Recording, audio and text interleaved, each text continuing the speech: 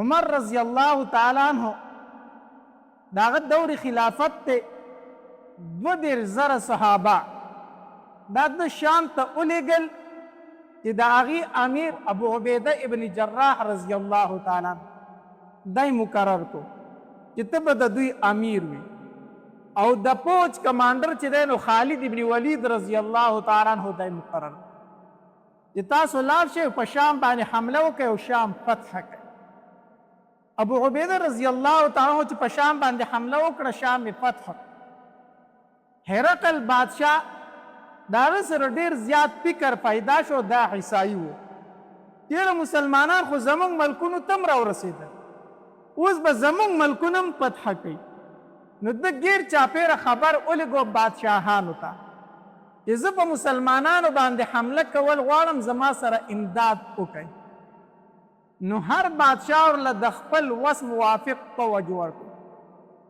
نو مسلمانان 2,000 وو او هرقل بادشاه د مسلمانانو خلاف 10,00,000 فوج تیار کړو.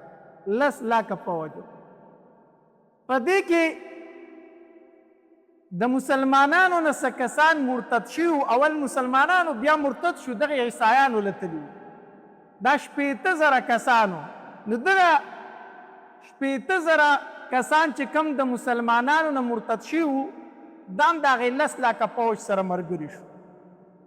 نو د مسلمانانو تعداد 2,000 وو او مقابل کې ورته د کفارو تعداد 10,00,000 او 80,000 10,00,000 رومیان عیسایانو او دا 80,000 سره هغه عرب چې مرتد شي وو هغه ورسره ملګري شو. دی د هرقل بادشاه د فوج چې کم کمانډر و چیف آرمی چې ورته ویلی شي د فوج مشر د هغه نوم دیارجان و. دا هرقل بادشاه ډېر زیات غوسه شو وی 2,000 خلک راغلی دی او تاسو د هغې مقابله نه شئ کولی. شام یې درنه واغسته او زموږ ملکونو ته خطره ده تاسو د هغې مقابله نه شئ کولی. زه به پخپله جنګ ته وځم دا جنګ نور زه پخپله کوم.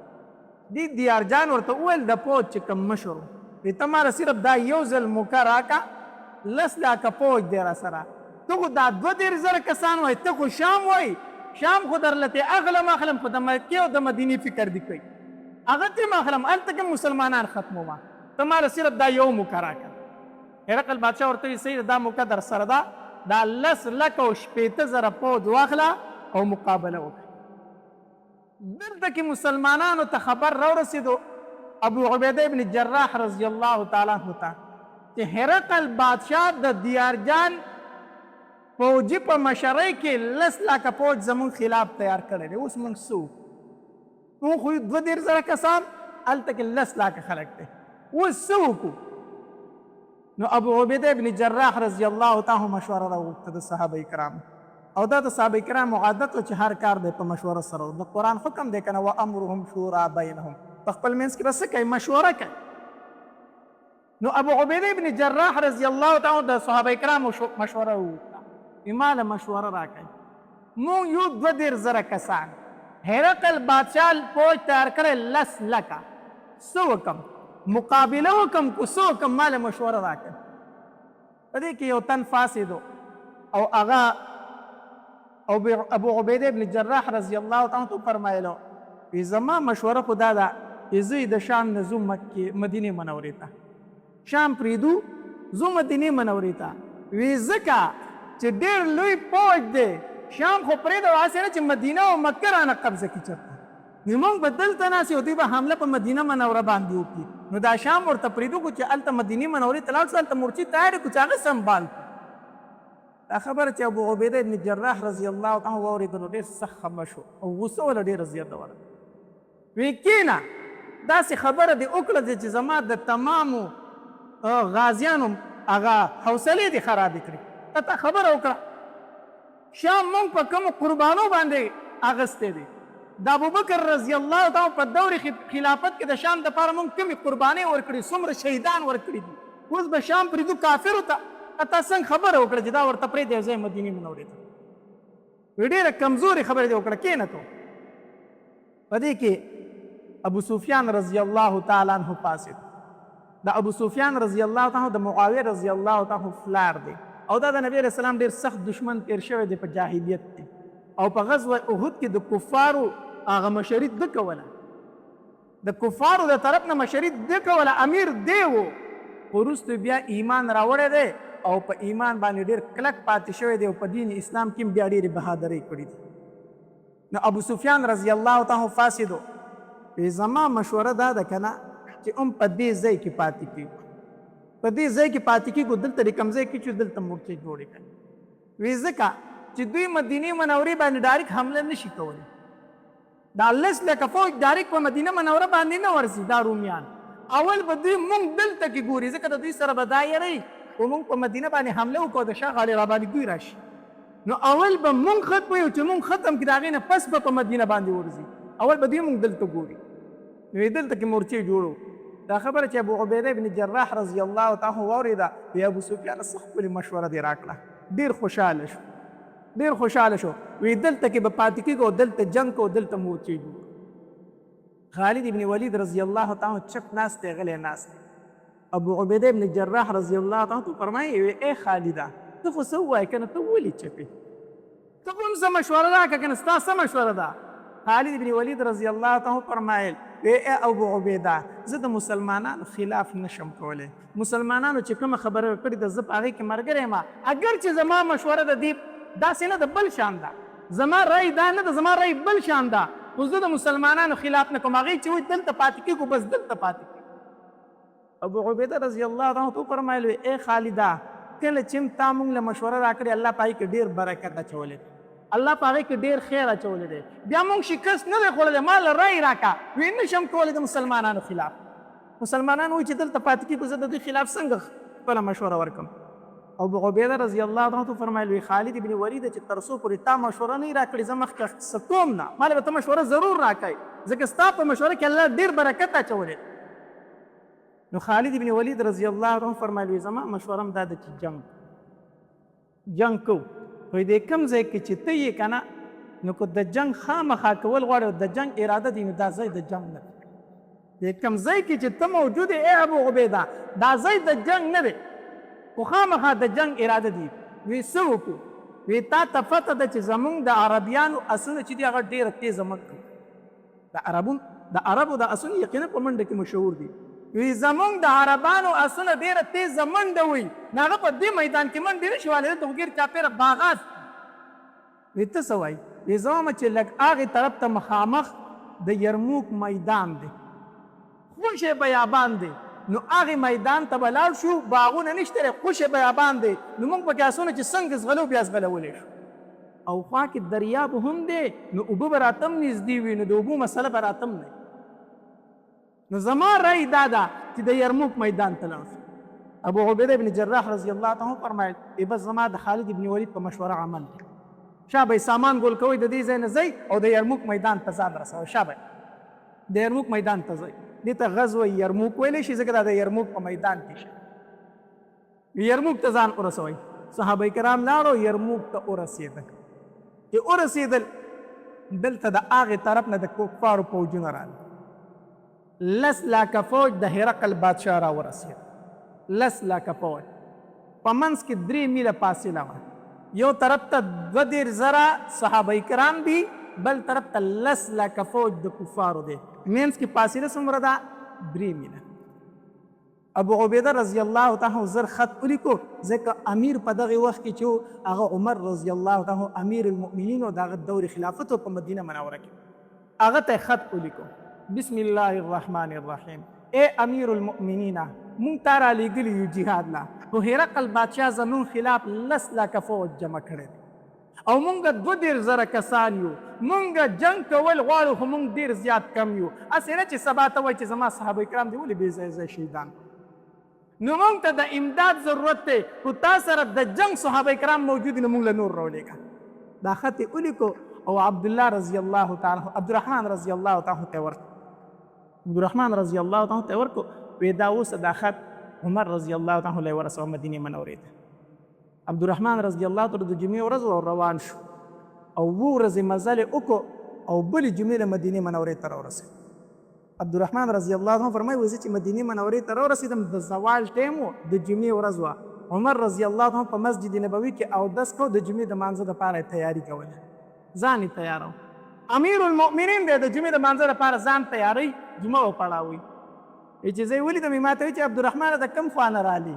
ما ورته وایي چې د شام نه رالمه حضرت. وایي چې تا خو بیا زما د ملګرو خبر هم ماله راوړی وي، خیر علي په خیر علي. ما وایي چې او جي ستا د ملګرو خبر مې راوړی دی. وایي خط مې ورته ورکړ. وایي چې خط عمر رضی الله تعالی ولید که نه وایي دا رنګ بدل شو، رنګ بدل شو چې د مسلمانانو خلاف 10 لاکه فوج د کفارو راغلی دی. بیا اودس یې وکړو، ځان یې تیار کړو، منبر ته وختو او په جهاد باندې بیان وکړو. د جهاد متعلق بیان وکړو، ډېر جذباتي بیان وکړو. او بیا یې په بیان کې وایي ستاسو ملګري ډېر بدګیر شوي دي، 2,000 کسان دي او عیسایانو ورله 10 لاکه فوج رالېږلی دی د جنګ لپاره. نو که څوک د هغې امداد کول غواړي ځان تیاروي سار ته چې هغوی پسې ځي جهاد. بیان یې وکړو او چې کله د بیان نه فارغ شو که نه نو علي رضی الله تعالی راغی، عمر رضی الله تعالی عنه وی عمره عبدالرحمن له خط ولیکه او په خط کې ورته دا ولیکه ابو عبیده رضی الله تعالی عنه چې زمونږ د امداد نه تاسو له د الله امداد کافي دی، زمونږ د امداد نه تاسو له د الله امداد کافي دی، د الله نه امداد غواړئ او جنګ شروع کوئ. بس مونږ ته انتظار مه کوئ، د الله نه امداد غواړئ جنګ شروع کوئ. دا ورته ولیکه. عمر رضی الله تعالی ولیکل پکې زمونږ د امداد نه تاسو له د الله امداد بهتر دی، د الله نوم اخلي او جنګ شروع کوئ، زما درته اجازت. دا خط عبدالرحمن رضی الله تعالی عنه ورکو. عبدالرحمن رضی الله عنه فرمایي وایي چې دا خط مې واغستو نو په باب حبشه باندې ووتم. عمرې له او حج له تللی نو هلته کې باب حبشه او مدینه منوره کې یو دروازه موجود ده، باب جبریل او باب حبشه. په باب حبشه باندې ووتم، په اوښ باندې سور یم. چې روان شوم نو رایاد شو راته، ما وایي چې عبدالرحمن مرګ له روان دي، بیا پته نه لګي چې ژوندی راشي. راشه لږ خو د نبي علیه السلام د روزي مبارکې دیدار وکړه که نه، راشه د ده دیدار وکړه او بیا ترې نه ځه، ځکه چې بیا هلته شهید کېږي بیا مدینې ته نه شي راتلی. اوښ مې راوګرځو، د نبي علیه السلام روزې ته رالمه. وی چې رالمه وی علي رضی الله تعالی عنه، عباس رضی الله تعالی عنه، فاطمه رضی الله تعالی او عایشه صدیقه رضی الله تعالی عنها وی دا ناست دي. او حسنین چې دي که نه نو یو د علي رضی الله تعالی په غېږ کې پروت دی او بل د عباس رضی الله تعالی په غېږ کې. دا 15 واړه کسان دغلته ناست. وی زه چې علي رضی الله تعالی ولیدم وی ما ته چې عبدالرحمن څه ګورې ته لا تللی نه یې، زر زه دا خط رسوه. ما ورته وی چې ای علي رضی الله تعالی ځم خو د نبي علیه السلام د روزي دیدار له لږ رالمه او ما وی چې تاسو به راته لږه دعا وکړئ، دعا به راته وکړي چې الله راته مزل اسان کړي. ما ته وی چې د عمر غونته سړی موجود دی خو هغه درته دعا وکړه دغه پوره ده که نه ځه، د عمر غونته سړي درته دعا وکړه نو دا پوره نه ده. ما چې بلکل عمر رضی الله تعالی راته دعا وکړه. خو تاسو اهل بیت یې، تاسو د نبی علیه السلام خاندان یې، خو تاسو راته دعا وکړه د نبی علیه السلام په روزي په خواږه کې راته دعا وکړه، زه به ډېر خوشحاله شم. بیا عباس رضی الله تعالی لاس پورته کړو او علي رضی الله تعالی لاس پورته کړو. وی عباس رضی الله عنه دعا شروع کړه. وی د نبی علیه السلام روزي ته داسې لاس ونیو چې الله زه درته دا روزي واله د دې روزي دا صاحب درته وسیله کومه، د ده په برکت سره دی عبدالرحمن ته دا مزل لږ اسان کا، د ده په وسیلې سره دی عبدالرحمن ته دا مزل لږ اسان کا. وی دعا یې راته وکړله. بیا راته علي رضی الله عنه فرمایل چې عبدالرحمنه اوس خو زه که نه اوس خو درته اهل بیتو دعا وکړه، اوس څه مشکل دی اوس ځه. عبدالرحمن رضی الله عنه فرمایل وی زه روان شومه، د خالي د ورځې مزل مې وکړو، د اتوار د ورځې مزل مې وکړو. وی د څلورمې ورځ چې ما ذکر کېده که نه وی زه هلته کې شام ته یرموک مقام ته رسېدلی وم، د صحابه کرامو د اذانونو اواز مې تر غوږو شو. د هغې طرفه یې د 2 ورځو مزل او د دې ورځو د څلورمې ورځ له رسېدلی و. دا ولې دا د اهل بیتو هغه دعا وه، د عباس رضی الله دعا وه چې الله دا سفر ورته لنډ دا ورته اسان کړي. په د 3 ورځو کې د 2 سفر د دې طرف د 2 ورځو سفر په دې طرف په 3 ورځو کې ما ورسېدم. خط مې ابو عبیده رضی الله تعالی عنه ورکو چې د امیر المؤمنین خط دا دی. چې ابو عبیده رضی الله عنه خط وکتو په هغې کې دا لیکلي چې تاسو د الله نوم اخلئ او جنګ شروع کوئ. سهار شو، چې کله سهار شو نو ابو عبیده رضی الله تعالی عنہ صفونه جوړ چې صفونه جوړ کړو نو 3 صفه تیار کړو او دې 3 د 2 صحابه کرام چې دوی جهاد وکړي ځا سره خپل بیبیانې بوځي جهاد نو 3 صفونه جوړ کړو د صحابه کرامو او یو غونډکۍ و د هغې نه شاته خپلې زنانه کېنولې او په غونډکۍ باندې ورته یو څو صحابه کرام د سکیورټۍ دپاره کېنول چې تاسو به د دې زنانو حفاظت کوئ خالد ابن ولید رضی الله تعالی عنہ چې ووتو یا ابو عبیده تا څه کوې تا خو 3 صفونه تیار کړي او ټول صحابه کرام دې په جنګ کې ودرولي دا څه کوې نو هغې طرف نه 10 لاکه فوج و هغې مقابلې ته صرف 15,000 کسان مخکې رالېږلي ځکه دیارجان چې کوم د فوج مشر و که نه هغه خپل فوج راغونډ کو وسپنه په وسپنه ماتېږي توره په توره باندې ماتېږي عربي په عربي ماتېږي موږ ته چې دا کوم 15,000 عربیان راغلي ده چې مرتد شوي د عربو نه تللي وو د هغې سره ملګري شوي وي دوی هم عرب دي او دام عرب دي نو لومبې به د عرب د یو بل سره جنګ کو وی تاسو به ښه په ارام سره ناستې تماشه به کوئ دا 10 لاکه فوج نو دا کم 15,000 عربان چې موږ له راغلي دي دوی به د دوی سره جنګ کوي نو که دا 15,000 یې واله ووجل نو بیا به دا 10 لاکه فوج جنګ شروع کوي بیا به دوی جنګ شروع کوي نو هغې طرفه 15,000 کسان رالو هغه کسان چې کوم مرتد شوي د مسلمانانو نه او د دې زر طرف نه ورته ابو عبیده ابن جراح رضی الله عنه د خپلو صحابه کرامو صفونه جوړ کړو دا دیارجان د فوج چې کوم د عیسایانو د فوج مشر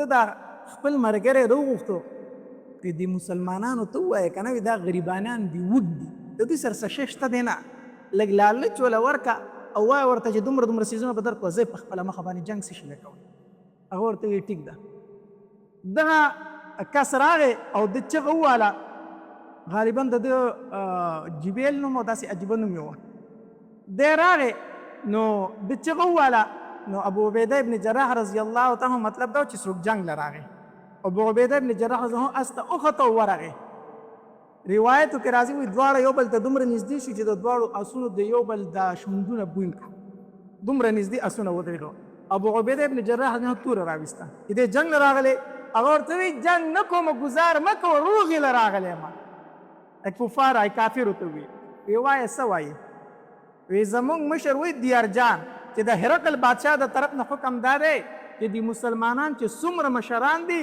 100 دیناره به وله ورکو جوړې جامې به وله ورکو تحفې ډالۍ به وله ورکو جنګ مه کوئ زه یې مدینې منورې ته مونږ ته شام پرېږدم زه یې په خپله مخه باندې او دا تحفې ډالۍ والی زه یې دلته جنګ څه کوئ او که جنګ کوئ نو مونږ 10 لاکه کسان یو تاسو 10,000 کسان یې نو هسې مرئ نو جنګ څه له کوئ خو دا تحفې والی او زه ابو عبیده ابن جراح رضی الله تعالی عنه فرمایل موږ ته زموږ پیغمبر 3 خبرې کړي دي څو خبرې کړي دي 3 خبرې موږ ته کړي اوله خبره راته دا کړې ده چې دوی ته ووایه چې مسلمانان شي نو که اسلام مو راوړو جنګ در سره نه کوو اسلام راوړئ کافرو ته اسلام خو نه راوړو دا خو کېدی نه شي وی دویمه خبره موږ ته زموږ پیغمبر دا کړې ده چې جزیه به ورکوئ ټیکس به ورکوئ ښه په ذلت سره به ټیکس ورکوئ نو ټیکس به راکوئ بیا در سره جنګ نه کوو ټیکس ورکوئ نه ټیکس موږ څه شي له درکوو زموږ ملک ته موږ تاسو له ټیکس درکوو وی درېیمه خبره زموږ پیغمبر دا کړې موږ ته چې جهاد ورسره کوو بیا جنګ ته تیار شي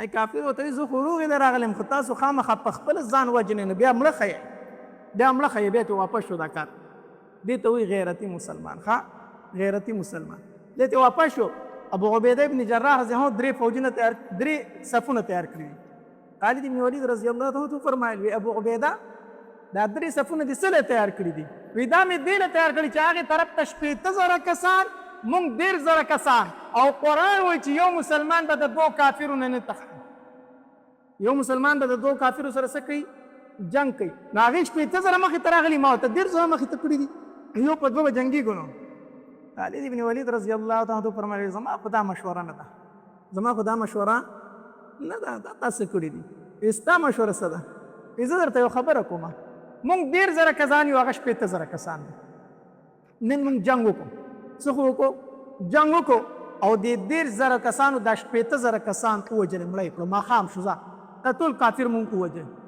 دا مونږ ووجل که نه نو سبا خو مونږ ستړي یو جنګ نشو کولی نن ټول اوس خو به جنګ کړی سبا خو جنګ نشو کولی زمونږ ډېر بهادر یو ډېر نران یو سبا به بیا جنګ کړو هغه به 2 لاکه فوج نور دمرو بس سبا بیا وجنګېږو د 2 لاکو فوج سره هغه خو ولم مړ کړو د ماښامه پورې هغه مړ کړو که نه. نو په درېیمه ورځ خو بیا جنګ نشو کولی که نه، بیا به ستړي وو. وایي زمونږ ډېر نران یو، په درېیمه ورځ بیا هم جنګ کولی شو. وایي په درېیمه ورځ چې جنګ کوو 2 لکه پوځ هغوی بیا نور راویسته. نو په درېیمه ورځ خو هم چې جنګ وکړو هغه 2 لکه هم مړه کړو. بیا هغوی سره خو نور هم شاته نور پوځ کړو.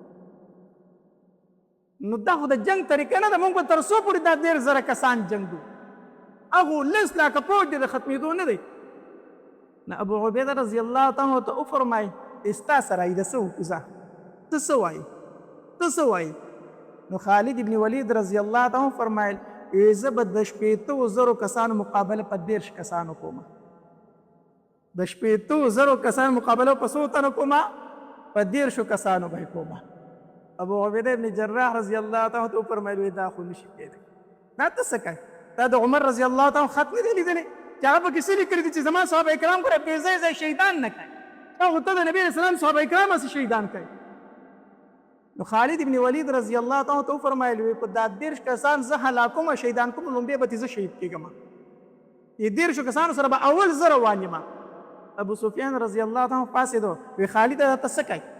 د 80,000 کسانو مقابله په 13 تنو کوي، دا ته څه کوي؟ خالد رضی الله تعالی غوسه ورله وی ای ابو سفیان په جاهلیت کې ډېر بهادر وي، دا څه د بوزدلۍ خبرې دي شروع کړې. جاهلیت کې ډېر بهادر وي، دا څه د بوزدلۍ خبرې دي شروع کړې. اوس ما ته وایي چې داسې کوي. ابو سفیان رضی الله تعالی ته فرمایي بوزدلي نه کوم، خو چې ته 13 کسان 80,000 کسانو ته مخامخ کوي نو بیا کم از کم 80 کسانو ته مخامخ کا. څو ته مخامخ کا؟ نو یو تن په 2 نه یو تن په 1000 بشي. نو تاسو به 80 تنه یې، هغوی به 80,000 کسان یي، نو یو تن به مقابله د 100 کسانو کوي، د 1000 کسانو کوي. خالد ابن ولید رضی الله عنه فرمایي زما مشوره خو د 13 کسانو خو چې تاسو وایي 80 کسان زه 80 به ځان سره واخلم. 80 به والم. نور صحابه کرامو ته تاسو ټول شاته شئ، ټول شاته شئ. صرف 80 تنه یې راوایستله او اول اواز یې وکړو خالد ابن ولید رضی الله تعالی وی عبدالرحمن ابن ابي بکر کم ځای دی؟ د ابوبکر اوس وی چېرته دی؟ پاسېدو. عبدالرحمن رضی الله تعالی پاسېدو. وی عکرمه ابن ابي جهل کم ځای دی؟ د ابو جهل ځای عکرمه رضی الله تعالی دا مسلمان شوی وګورئ ښه ابو جهل ځای دی او بیا داسې د بهادرۍ جنګونه کړي دي او په دې جنګ یرموک کې بیا شهید شوی، په دې غزا کې بیا شهید شوی دی. وی عکرمه کم ځای دی؟ عکرمه پاسه. وی داسې یو نوم یې اخیستو، یو نوم یې اخیستو. دا یې د ځان سره ملګري کړو. صرف 80 صحابه کرام ځان سره ملګري کړو. ورووتو چې ورووتو هغې طرف ته څو کسان دي؟ 80,000 کسان دي. جنگ شروع شو. دې طرفه 80 کسان د مسلمانانو، خالد بن ولید زخم ملګری دي، هغې طرف ته 80,000 کسان. جنگ شروع شو. جنگ کېدو صحابه کرامو تماشه کوله، سیټ ته ولاړ دي تماشه کوي. بس دومره پته ولګي چې ډېر ټایم تېر شي که نه یو صحابي د دې ګڼې نه راوځي داسې سیټ ته په اس باندې سیټ ته داسې راوځي. نو مسلمانانو ته پته ولګي چې زموږ ملګری پکې شته دی. نو خو 80,000 کسانو کې د 80 تنو پته لګي، خو داسې چېرته یو مسلمان به د سیټ ته په اس باندې ووت نو چې دوی به ملګري ولګي هغه زموږ ملګری پکې شته دی. جنګ شروع دی خو چې دا ماښامې غونته ټایم شو که نه نو صحابه کرامو یو ملګری خپل نه لیدو، یو ملګری نه لیدو. چې یو یې ونه لید که نه مسلمانان ډېر سخت خفه شو. ابو عبیده رضی الله تعالی مسلمانانو ته وویل ای زما هغه 80 صحابه کرام شهیدان شو، زما هغه 80 ملګري شهیدان شو، ځان تیاروه چې اوس پرې حمله کوو. نو ابو سفیان ورته ویل خبردار حمله ونه کوئ. تاسو د خالد بن ولید خبره نه اورېدلې چې که موږ مړه شو او که واپس رالو خو ګورئ موږ پسې به نه راځئ، په موږ پسې به یو تن نه راځئ، ته موږ ټول شهیدان شو موږ پسې به نه راځئ. تاسو ته هغه خبره نه ده یاده مه ځئ پسې. صحابه کرام ډېر سخت خفه دي. په دې دوران کې ګوري چې خالد بن ولید رضی الله عنه استمانه په اس سور دی را روان دی او څه ملګري ورسره هم دي.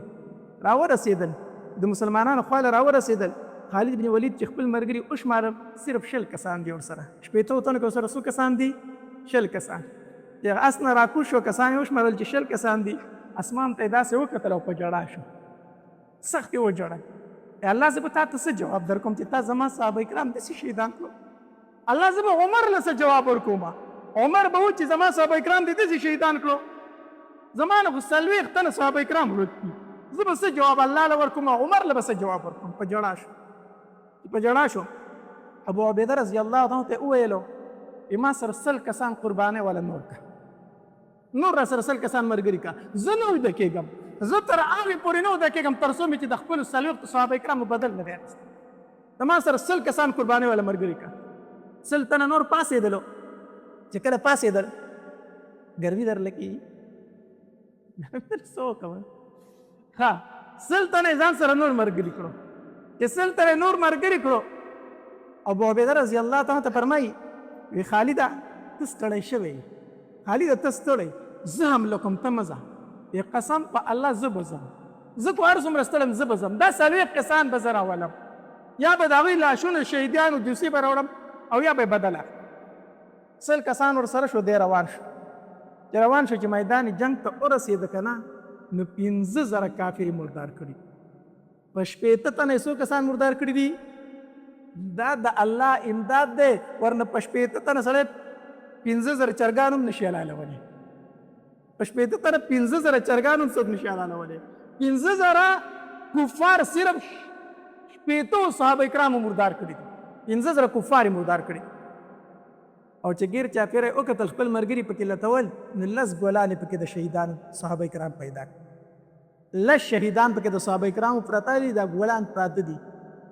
او هغې روچت کړه دو صحابه کرامو له یې راولېږل، د هغې هغه جوسې روچتې کړې، هغې راولېږلو خپل ملګرو له. اوس 20 دوی وو او 10 نور شو، نو څو تنه شو؟ 30 تنه. بیا څو ورک دي؟ 30 بیا ورک دي.